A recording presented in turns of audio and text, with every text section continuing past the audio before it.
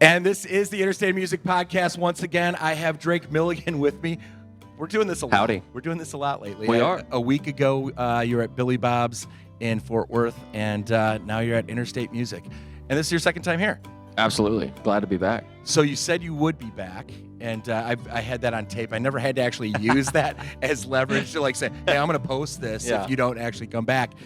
So thanks for coming back. It's awesome to have you here. And honestly, it's such an intimate setting, and with everything that's been going on with you, it's going to be a blast to have you here. So just announce that you're going to be doing the Grand Ole Opry next week. Crazy. It's crazy. Like, how crazy? Like, how did you get notified? What did that moment feel like? Is it a phone call? Is it a text? Like, well, I just saw an email. I mean, it wasn't an exciting. It's like, it's oh, like the cool. Hall of Fame guy knocking on the door. I don't know if they were trying to surprise me with it, but somehow or another, I saw an email and I was like, okay, I guess I'm playing the Opry. But I'm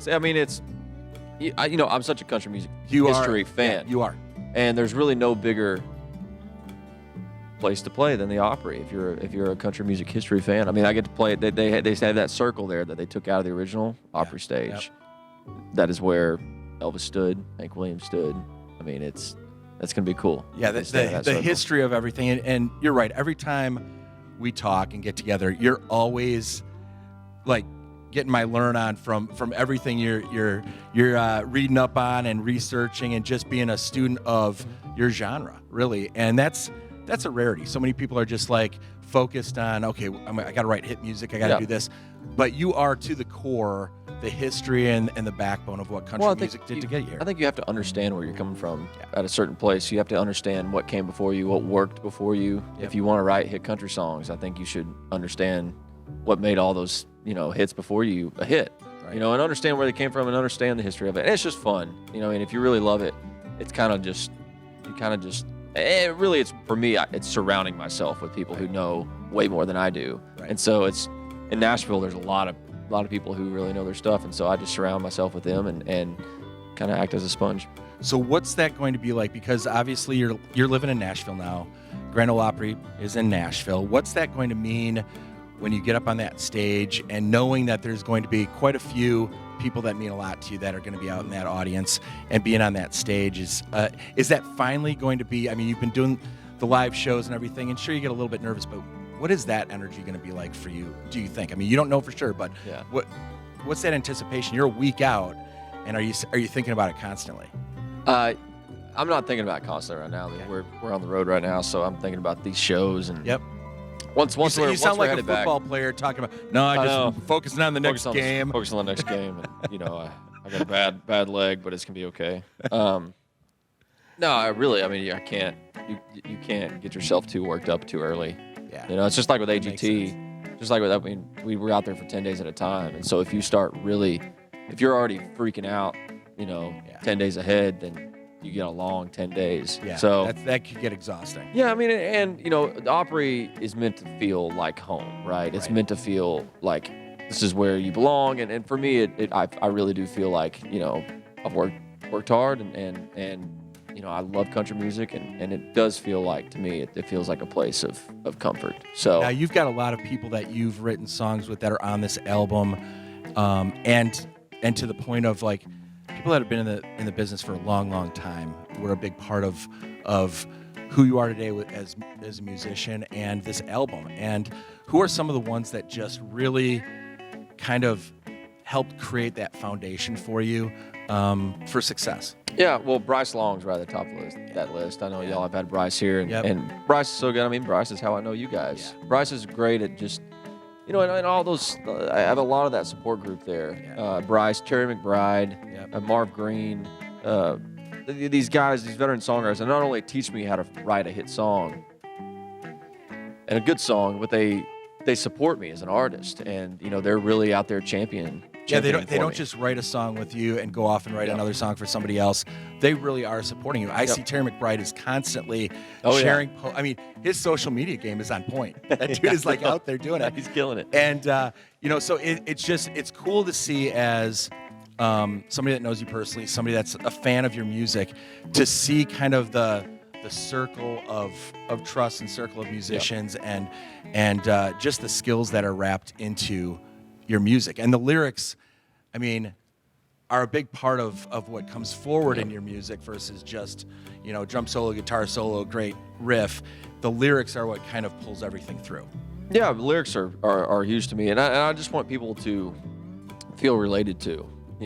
That's what you really want as an artist is people to use your music in their life. Right. And I think you do that by just being real and writing stuff that really kind of makes the hair on your neck stand up, and you get a feel for as you write more, you get a feel for what really moves you. Right. And the more you write, I think the more you tap into that. It's last Sorry, time. I'm burping. We had a great Mexican food meal here. Yeah, so in Milwaukee. It was fantastic. I'm gonna be burping all day.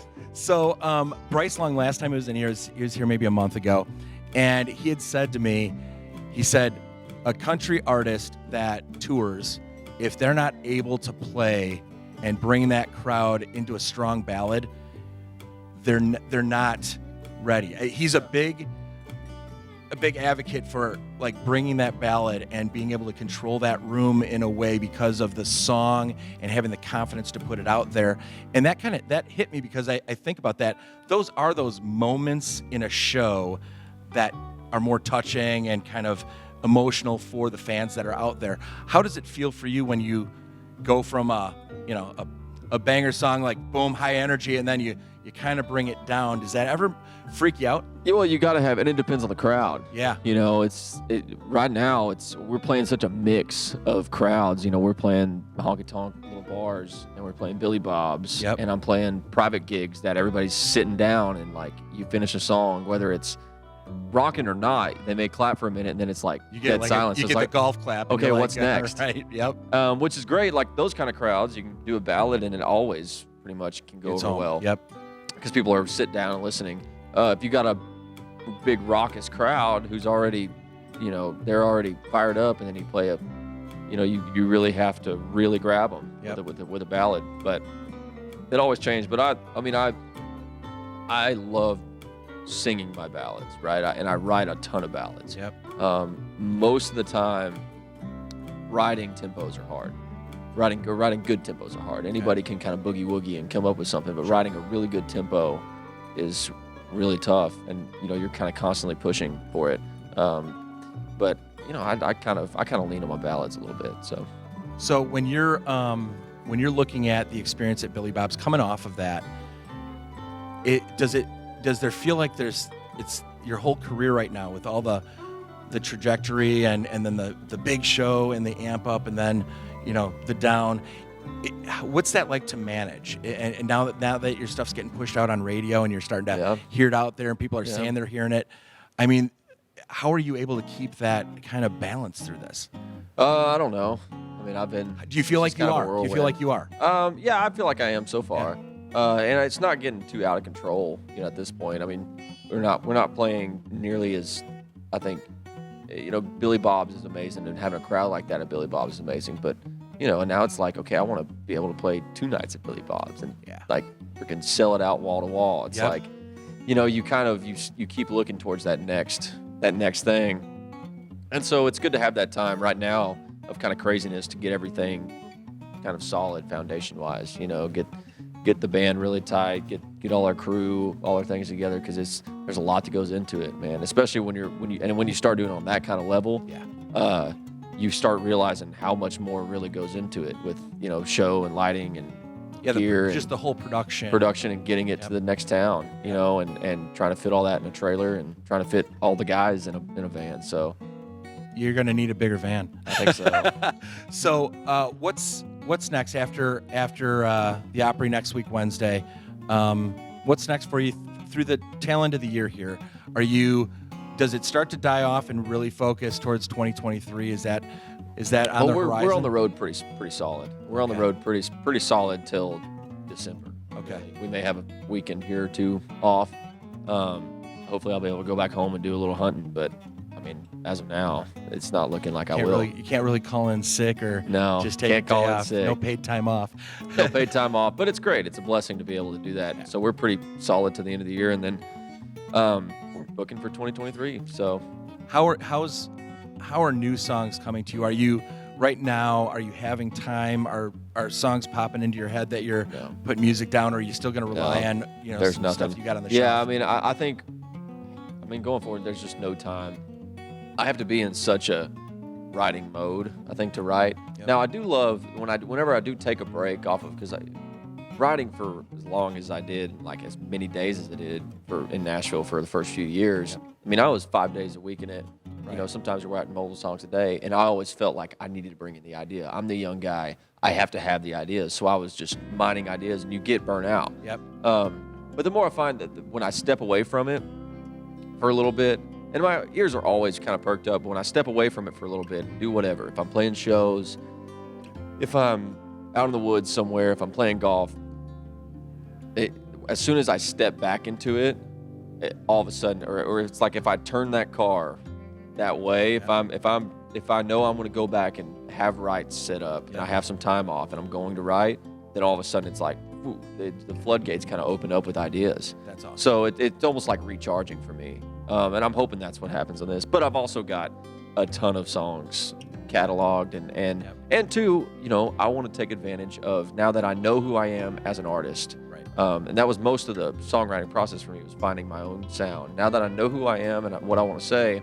I want to look at outside songs. I want to look at songs that I didn't write in Nashville, because there's a lot of great writers that, while I'm out here on the road, at this point, I bet not having people time are to write songs that you left to write. Yeah, it's tough. And as a new artist on my first record, it was tough to get really good songs pitched. There's a lot of songs that maybe George Strait turned down, or a lot of kind of turned down songs that people are like, or if somebody does have a hit song, they're like, I don't know if I'm going to take a chance on this guy. I'm going to give it to Kenny Chesney or whoever. Yep. And so now that I think too that I have my sound and I know what I want more than anything, I can look for songs, and there's just so many songs lying around in Nashville. And hopefully I find stuff that maybe got overlooked years ago, or stuff that just kind of been waiting for me to come along and do my thing to it, or something I can change, or covers, or, I have enough originals, I think, right now that I could start to do that. Yep. I have enough originals piled up, even songs that we've been playing live that people that love, that aren't on this record, that could be on the next record. And so I feel good. I feel like I'm not going to be in a rushed place. Once the time comes, I feel like I'm not going to be in a terribly rushed place. I'm still going to write, though. I'm still going to write for it and try to beat what we have, and maybe there's something, we put together songs and I go, oh, I'd like to have one of these. I'm going to spend a week and book rights based on what I want out of a song. And I'll tell you, as I've gotten to know you, what's really cool, though, is how I've gotten to also know the rest of the guys in the band. Mm-hmm. And, people talk about the collaboration, the camaraderie, and the need for it to be everybody kind of on the same page and clicking. The variety of personalities in your band that do find a way to just all kind of blend together, it's not all that common. And I think it's hard to find. Like, for you to find these guys and all get together and make it work, it's got to be pretty special for you. It's so cool. I mean, it's everything you hope for as an artist. I mean, I spent so long just having a band guy jump in for one gig or two gigs or one weekend, and then you kind of feel out and you see, okay, this guy is, maybe a great player, but I don't like them as a person. Yeah. Or they just don't mesh well with me or whoever it is. Whatever they don't it is. Laugh at your jokes. Exactly. They're out. They're done. They're done. But you got to find, and some people never find that. Some people don't care to find that. Yep. This just band is the band, and that's just that. And they can travel separately and show up and play a show. Because I saw a video on social. You're sitting there driving the damn van. That's that. Most of the days, yeah. So you're into it. The guys are into it. It's been great to just see this progress. I mean, you played here a year ago, and to see what's happened in that year, it's been cool to watch. It's been fun to watch. It's been fun to get to know you guys. And thanks for being back. And if at any point you slip up on that stage and say that you're coming back, I will have. Oh, no. So I hope you accidentally slip and say that, because I will leverage you next time. But it's fun. Maybe next time we get you up on this stage, it's as a singer-songwriter with a Bryce Long, a Mark Nessler, nice. I would love to do Terry that. McBride maybe swinging in on stage, and that'd be a blast. That'd be So you're going to do that then, right? It would be fun. It would be fun if I ever decided to do that. So thanks again for being part of it. Grand Ole Opry is going to be pretty special, and I wouldn't miss it for anything. I'm going to be front row center, man. All right. Thank you. Good. It's going to be fun. It's going to be fun. Thanks, everybody. This was the Interstate of Music podcast. Once again with Drake Milligan. He's not the only guy I have on podcasts, but he is my favorite one to have on a podcast. So sorry, Bryce. We'll see it. That's right. Oh, yeah, Bryce. Well, yeah. I mean, whatever. It is what it is. See ya.